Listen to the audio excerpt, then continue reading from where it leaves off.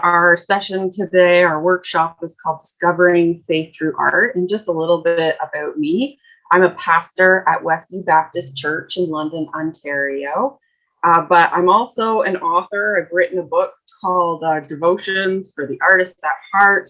And I am also a painter. So when I'm not doing kids ministries and Christian education at our church, I love to paint and get creative with the things that I do. So that's a little bit about me. And let's get into our discussion for today, because we're talking about being creative. And I think the first question we should ask is, why should we be creative? Why is this workshop that's worth attending? A lot of you have joined in, and I'm really glad that you have. But we need to understand, in many aspects, the church has moved away from the arts. Now, I won't say all churches have, but if you think back a few hundred years ago, I mean, churches had stained glass windows. They got someone in like Michelangelo to paint the ceiling. And the architecture was even important when they built their churches. So everything around a person who came into a church visually was important. But today we see a lot of churches that are a lot more streamlined or simplified. We seem to really value the music that we sing, but sometimes the visual arts gets pushed to the side. And so that's been a passion of mine, to really understand how we can bridge art and faith, because being creative is biblical and it has so many benefits. And that's what we're going to talk about. What are these benefits? Why is this so important for us as we discover the connection between faith and art? So just to look at some of the benefits of creativity, we are called to be creative. And if you have the handout, that's the word to fill in there. We're called to be creative. Now, God values beauty. And I just want to pull out a Bible verse for us, a couple verses from Exodus, chapter 35, verses 30 through 35.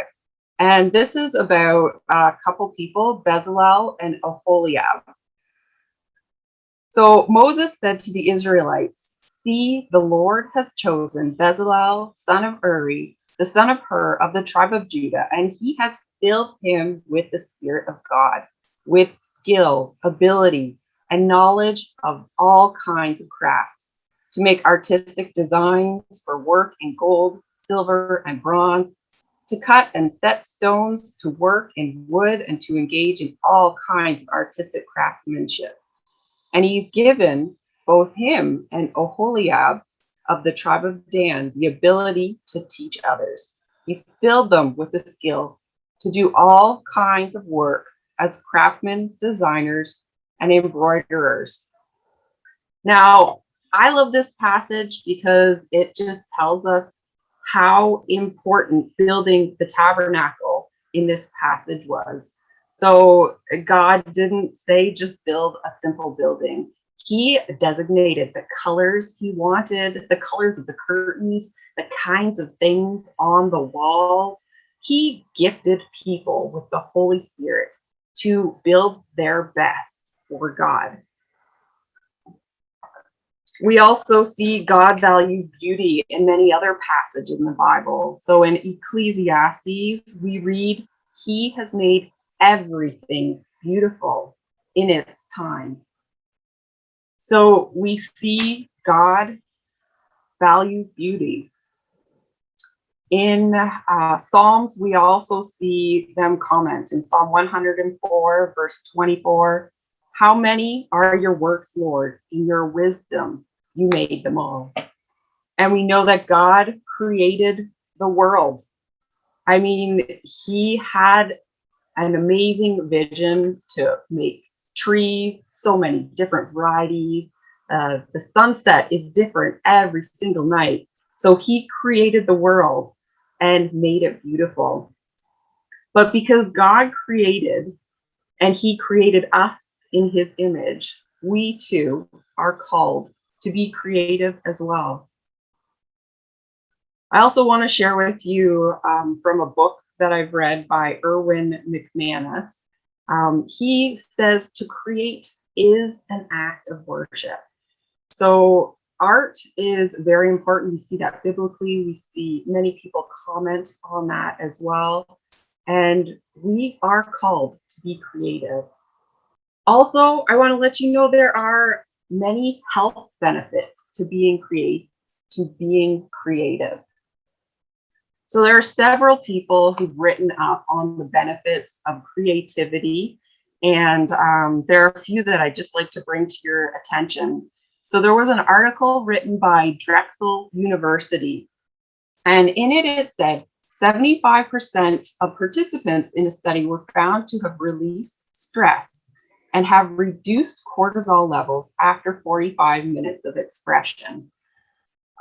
So maybe you're looking at this and thinking, well, I'm not a super creative person. I'm not a Michelangelo. I can't make those amazing paintings that you see on ceilings of those old churches.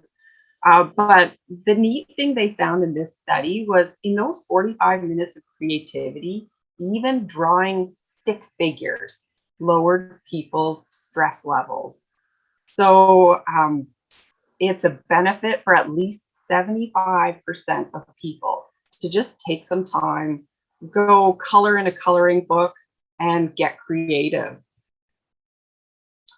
Another source called The Guardian has done some research on this as well. And they recently released an article in the wake of COVID saying that creativity gives you respite from your worries. So it gives you an opportunity to work through maybe some of the stresses that are happening in your life. And just sometimes it's something you work on in the back of your mind, and it gives you a break, and then you're working through some of those things as well. Art has also been found to help people recover from illness. So there was a study that actually said people who engaged in the arts, so some of this was music, some of it was art, but there was actually 27% drop in hospital visits and 37% drop in hospital visits, 27% drop in visits to a family doctor. Just wanted to share this quote with you, and it came out of that article about the benefits of art for your health. And Grayson Perry said, making and consuming art lifts our spirits and keeps us sane. Art, like science and religion, helps us make meaning from our lives. And to make meaning is to make us feel better. So I like what he said, but I also like that in this article, he recognizes that religion gives us meaning as well as art. So there's room for both of those to make changes in our life at the same time. Also, art can help people sort through issues. I kind of mentioned this before. So art therapy is something that can be very beneficial for people. We have art therapists in our area. We had a family at our church going through a difficult time, and going to an art therapist was perfect for her kids. Also, this is something that I've found personally beneficial for kids in our kids ministries. So there was one day where there was one child who was particularly upset about something, just kind of flying off the handle. But he was a child that I knew really enjoyed art. So I said, hey, I've got some paper, I've got some crayons. Would you like to just sit down and we'll start drawing? So there was no particular direction that I planned to take him, but part of it was to reduce his stress levels. And as that happened, we were able to open up and have a conversation and work through some of what was bothering him.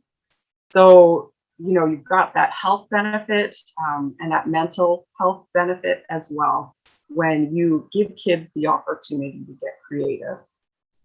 The other thing that's important is it's a great way to have conversations. So as I mentioned before, with this young child, he was able to calm down, open up, and have a conversation. It helped him unwind. so that he could process what was happening in his world that day. Also, if you consider the decor in your surroundings, it can be really helpful as well to spark conversations. So, what does your kids' ministry, youth ministry, church look like? So, here I've got a couple examples of considering your decor. So I've got the stained glass window. I'm not sure what your context is like, but I can tell you as a kid growing up, I grew up in a church that was fairly simple, but they had stained glass windows. And as a child, sometimes I didn't follow along with what was being thought, said, or taught from the front, but I saw the windows around me and they ministered to me. I knew about the disciples. I knew about the story of Christ, his death and resurrection, because all of that was in the windows around me. You can also consider what your rooms look like. You can invite people in to paint and create. So the one with the whales there is a picture of artwork we have in one of our classrooms. And that was created to help the kids think about one of the days of creation. So when God created the world, he separated the waters and the sky, and in the waters, he filled it with all kinds of animals. So we've got some of those animals that we can talk about that grab the interest of the kids. I put Nemo in there because Nemo was pretty popular at the time when I painted this in this particular classroom. And so the kids are able to engage with their environment around them. The other picture that I have here, this is of our youth room. So we had a local artist who did spray painting. And so he got creative. He put Jesus there with I find it a little difficult to read, but the word says Jesus on one side and saves. So every time our youth come into the youth room, they have a contemporary piece of artwork that speaks to them and where they're at.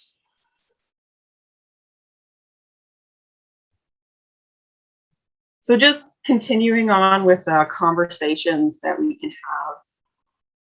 One of the conversations that you can have is just to teach creative object lessons. So object lessons are when you just take something from around you and you're able to draw a understanding of not necessarily just that object, but also how it can relate to maybe a faith lesson or a discussion that you can have with the kids.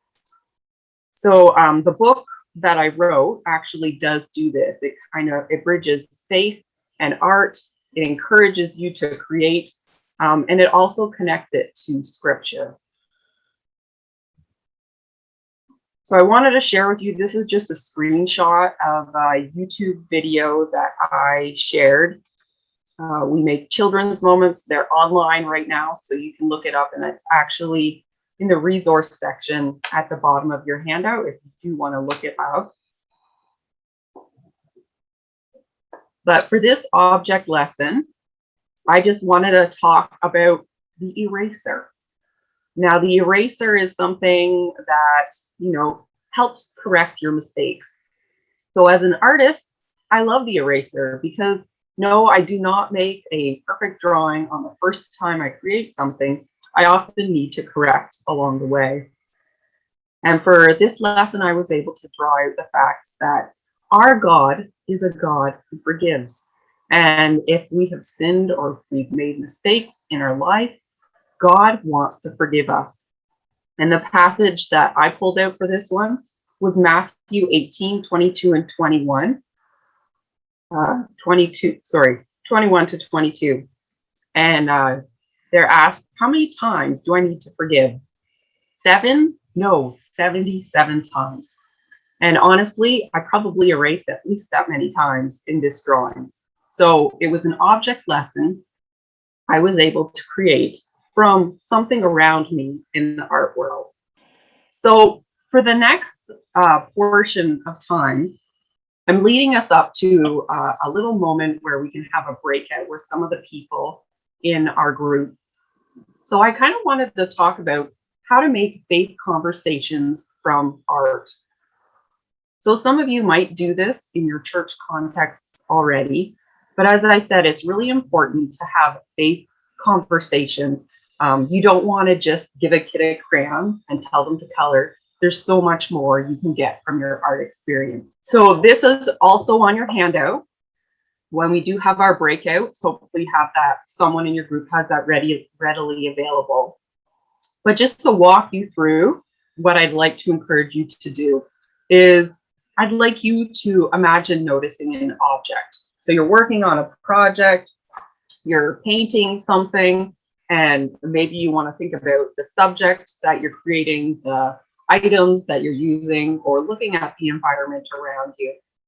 And you need to make a connection to the object. And when you make a connection, you need to understand that objects have more meaning than meet the eye. So when you connect to that object, I find it's often helpful to ask questions. So does that object make you think of anything? How do you use it? How do kids interact with it? How can you tell a story about it? And maybe if you can tell a story, did you learn anything in your story? Also, just in listening to Dave Sisnos before, I think it's really important, maybe even ask the kids all these questions, does it make them think of anything? And it's very revealing to see what kids might be learning that you never even thought of. Also, make sure you relate your object to something that God teaches, because what we're trying to do is we are trying to teach faith lessons. So this slide here has a picture of a whole bunch of different artwork, objects, things that you might see when you're getting creative. So when you get together in your group, maybe take a minute or two to introduce yourselves and pick something. Scissors, paintbrush, the pencil case, all the colors of the crayons, and think about what does it mean to you, and is there a faith lesson that can be derived from that? So just as everyone's coming back, I'd like to take a little time and hear some of your ideas. I won't have everyone speak, but if there's someone from your group or someone who just thought, hey, you know what, this was a great idea I had. This is the faith conversation I could have the next time I'm teaching a child and we're painting, or the next time we're doing something creative together. So would anyone like to share something that they talked about in their group?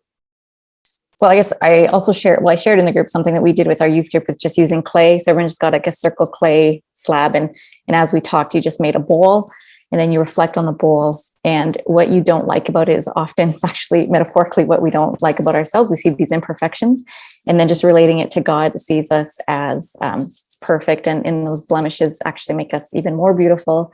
And God's the ultimate potter. So it's just a nice tactile and formative thing to do with clay that really, I think, reflects the spiritual formation for older kids or young. That's it. Of course, there's great scriptures that can relate to God being our potter and working with clay too. Yeah, I shared it with my group. I guess being an artist, I'm sitting here with in a pencil crayon.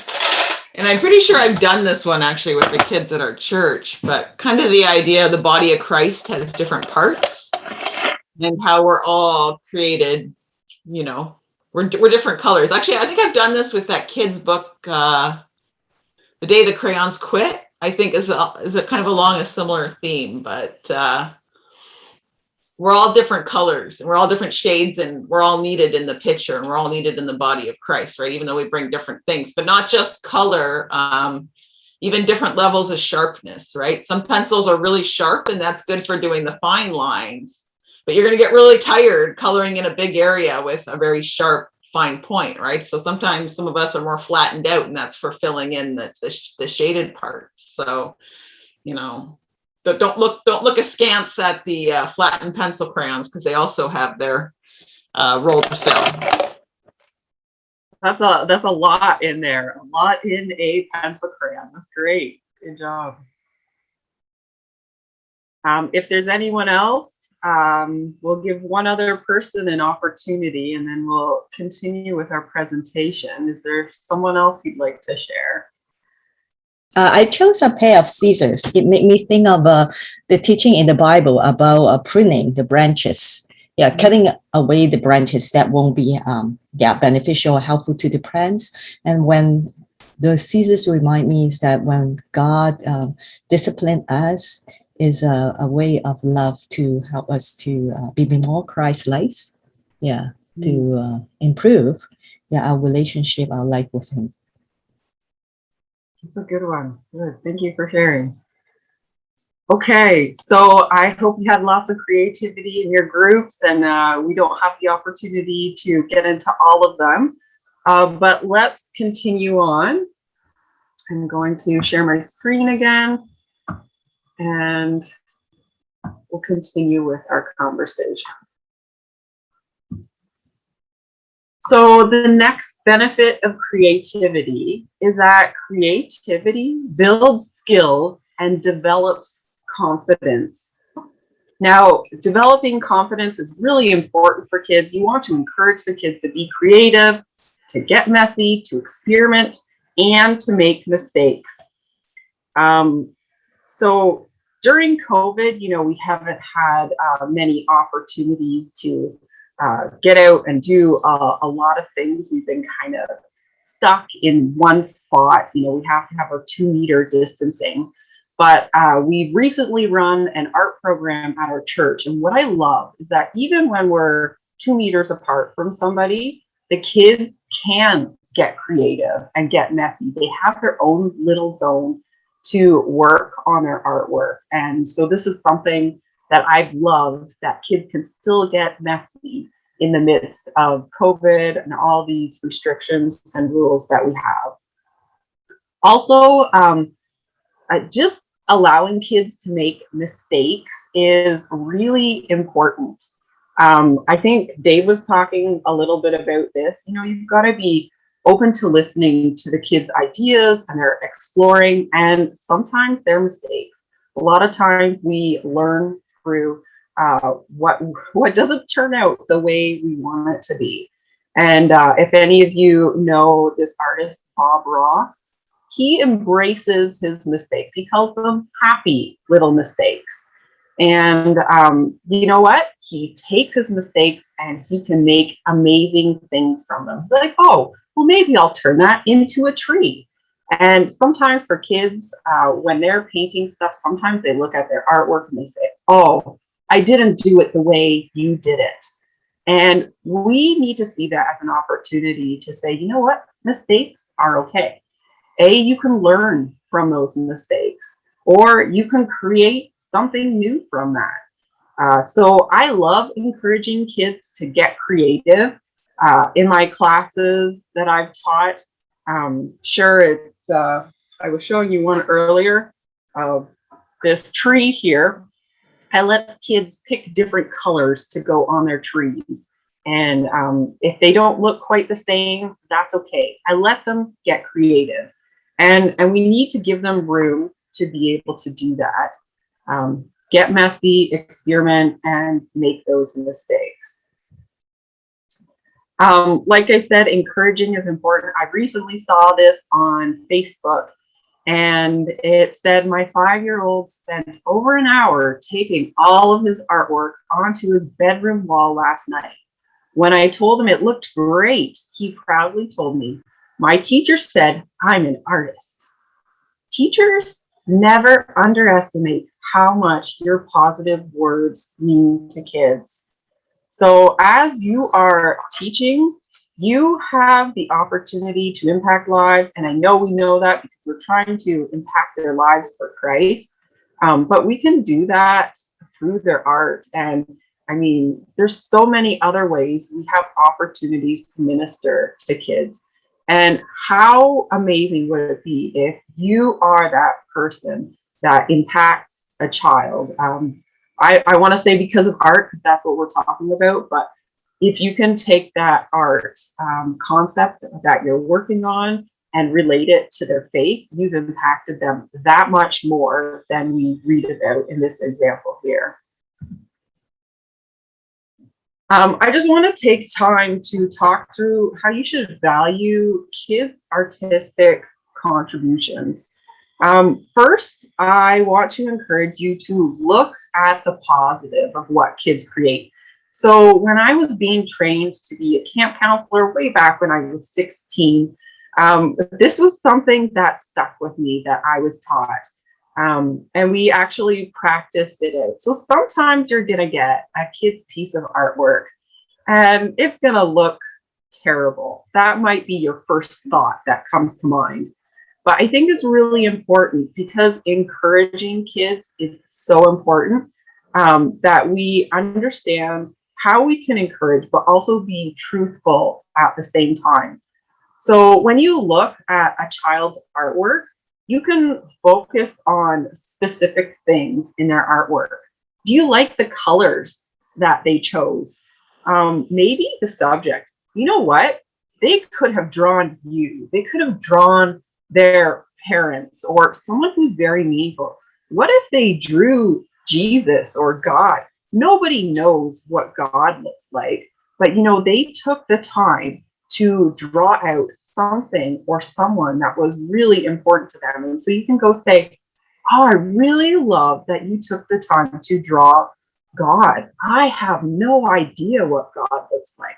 I love thinking that maybe this is what you think God looks like.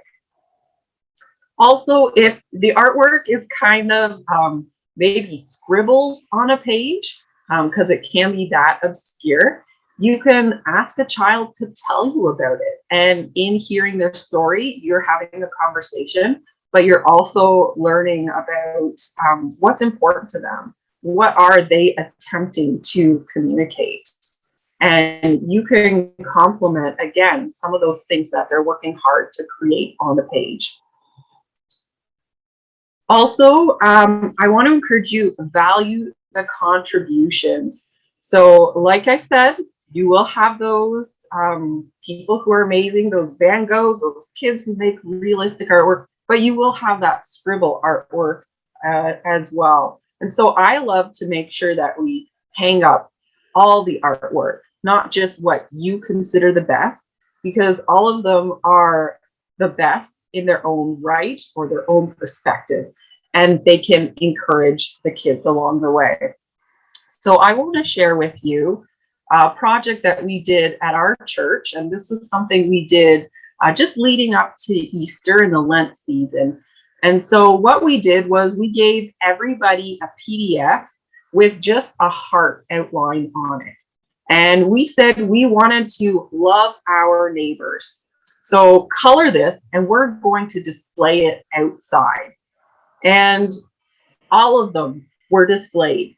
So it's harder to see because it's smaller, but some of them have scribbles. Some of them are rainbow scribbles.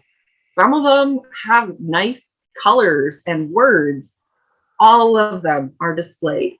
And they were important enough that I heard from some of the kids who did these, and they said, you know what?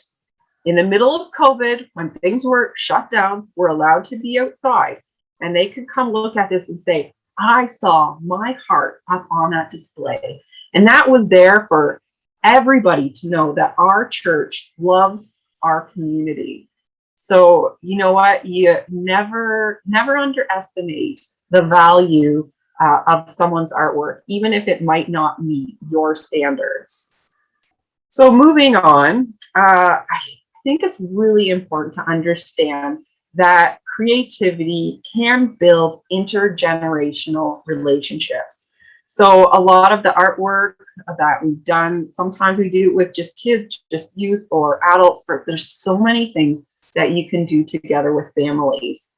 So kids can encourage parents to get back to their creative roots. I can't see everyone on my screen because I'm sharing it, but I don't know if any of you have had a negative experience with your artwork growing up at any point in time. I can tell you I've had them. I've had negative feedback. I often think of a story of my sister in grade 2 who was given a pack of glitter crayons. She loved the glitter crayons, and she was told she needed to trace her hand for this artwork. Well, she thought she'd take her glitter crayons and she traced each finger a different color in glitter. She was so proud of what she created. But she showed it to the teacher, and the teacher said, "You did it wrong," and made her redo it again. So I think a lot of us have experiences like that where, we got creative, we did something that we thought was amazing, and somebody dashed our spirits. And sometimes we need someone to bring us out of that. So it could be an opportunity you have where you're doing a family painting class. That's something that we've done at our church in the past, or just at home as a family, we've created things for the fair, and it's an opportunity where you can encourage each other. If any of you have Netflix, a good video that I recommend is called Canvas. It's one of those it's 7 to 9 minutes a video put out by Pixar, or at least that style of animation. And it's a video of a grandpa who has lost his desire to create art. And it doesn't have any words, so it's open to some interpretation. But it's his granddaughter that brings him back to the place that he can get creative again. Also, amazing quotes. Some that Pablo Picasso said, "So every child is an artist. The problem is how to remain an artist once we grow up." So a lot of times, we figure out there's this box to what life is like. We need to do things a certain way, and somehow we forget to be creative. He also said, "It took me 4 years to paint like Raphael, but a lifetime to paint like a child." So sometimes when we're getting creative, we just need to loosen up as we're creating. And I think that's what Picasso was saying with that quote as well. I recently, a couple of years ago, went to a conference, and I learned from a mother-daughter painting duo who have art really ingrained in their family. And the mom and dad created artwork together, and they sold it. It was their business. It what supported their family. And they really wanted to get into abstract artwork, and they just couldn't pull it together. They had all their canvases kind of laid out in one of the rooms of their house, and their 5-year-old daughter came up and just started creating artwork on top of one of those canvases. Now, a lot of people might say, "Oh no, you ruined my artwork," but they picked it up and they said, "Oh, this is amazing. I can't believe you pulled it together. And we've been trying to create this for years." So they actually took the child's artwork and they sent it to a gallery in Toronto. And they said, "What do you think about this artwork?" And he replied saying, "Can you send me 20 more?" So this child helped the parents reconnect with a form of artwork that just was escaping them and they couldn't figure it out. So we also need to understand that children look up to adults. You need to know that you are a model. Now, don't let this put too much pressure on you. You don't have to be the perfect artist. So just do your best. Spend time with your kids.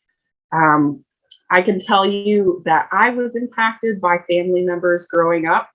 So I remember spending time with my grandma, and my grandma always collected these calendars created by foot and mouth painters. So they couldn't use their hands for whatever reason, and they created artwork. And that's something that stuck with me forever. that my grandma wanted to support these artists, but that art was also important to her. And my mom always took time being creative. She set up birthday games. A lot of them were artistic. And I loved that my mom could do that for me.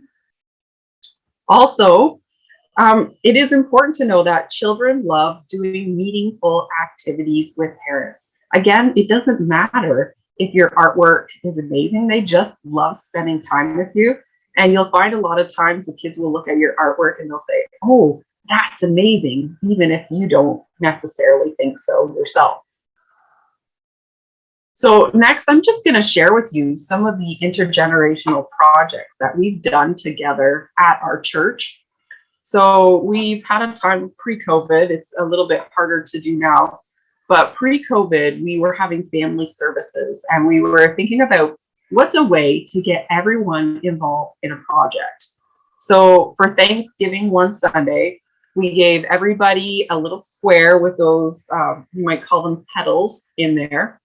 And we handed them out to everybody. We said, everyone, can you color it? And when they colored it, they brought it forward into a basket at the front of the church. And they gave it as their offering to God that Sunday.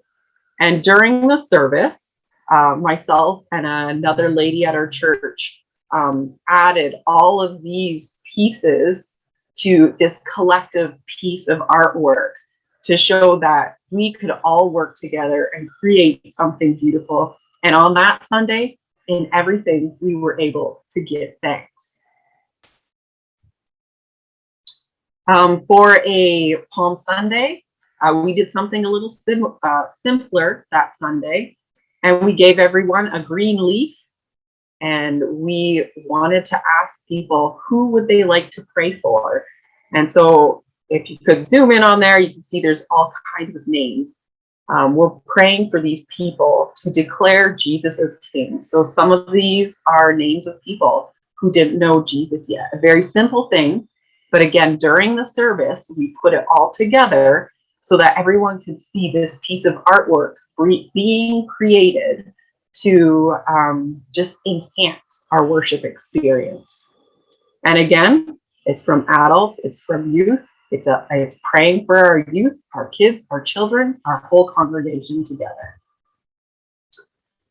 This was one we did for Easter, which was a lot of fun. So we wanted to invite everybody to come to the table and celebrate Easter together. Now, what does it mean to celebrate Easter together? So this Sunday, we gave everybody a plate. Imagine you're coming to the table. What would you eat if you sat at a table with Jesus? What would you ask? What would be important? And so everybody got to get creative. And when they were ready, they brought their plate to the table so that they can enjoy a meal together and be a part of that all together at the same time. Another night, we had an outdoor arts night, and we got someone to play music. Again, this one was during COVID, so we had to find something to do outside. And I'm not sure what the restrictions were in your area, but we were not allowed to sing inside our church, but we were allowed to have someone sing outside, and we had to have a big space and distance. But we missed singing camp songs, so we were able to sing music. I set up chalk on the ground that the kids could create. Some of it was taped out, so with the cross and the butterfly. So kids who just wanted to fill in a space could do that. And then they had a nice image in the end. And some of them got creative and made their own things. I just also wanted to share with you some other resources and ideas that you could use. So if you're going to lead any kind of art lesson, our church does have some art lessons that I put together, so you're welcome to use those. And the Art Sherpa is another great resource. To my understanding, she has a spiritual faith background. Another lady from our church uses her videos and has seen it. I haven't seen it personally myself, but she has hundreds of videos. So if you're not artistically inclined, this lady, she will walk you through how to paint hundreds of paintings. And so it's a great resource for you. You can just Google her name.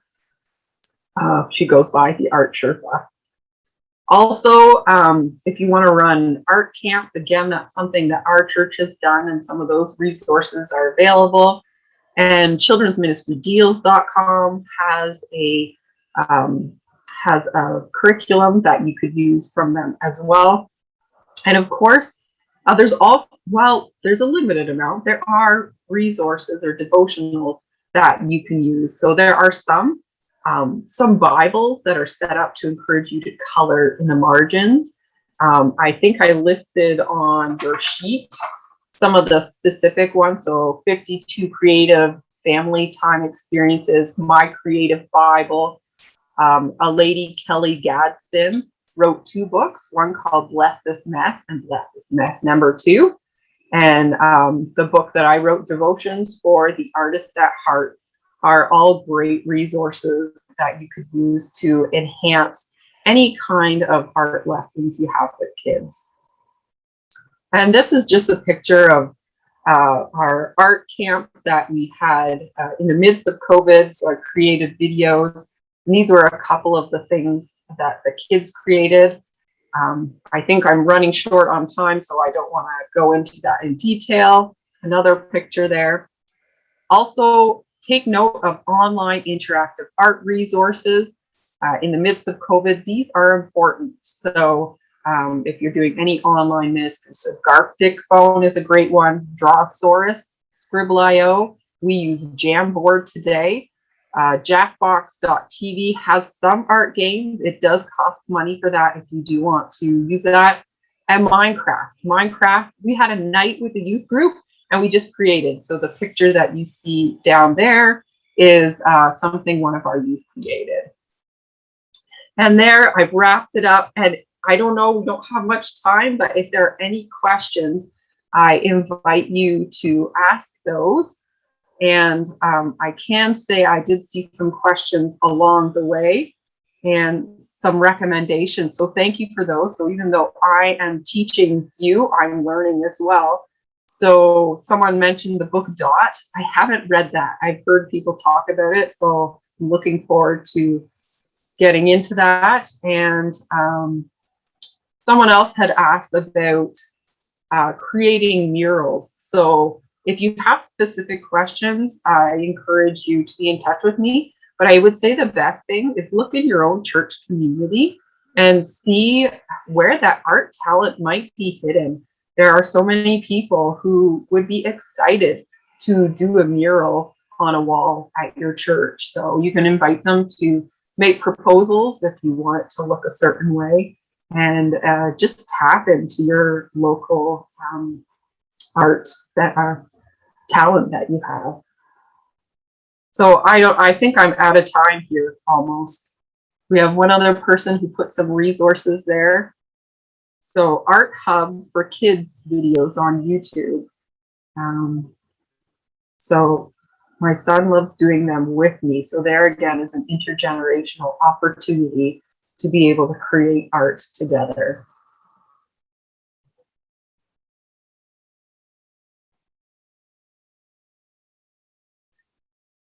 If there aren't any questions, we can wrap it up there. But again, feel free to send me any questions you have. You have my email that comes to me here at the church, and you can check me out online on social media. And I'm just really glad to be able to share with you my passion of art and faith being bridged together. So thank you so much for joining us today.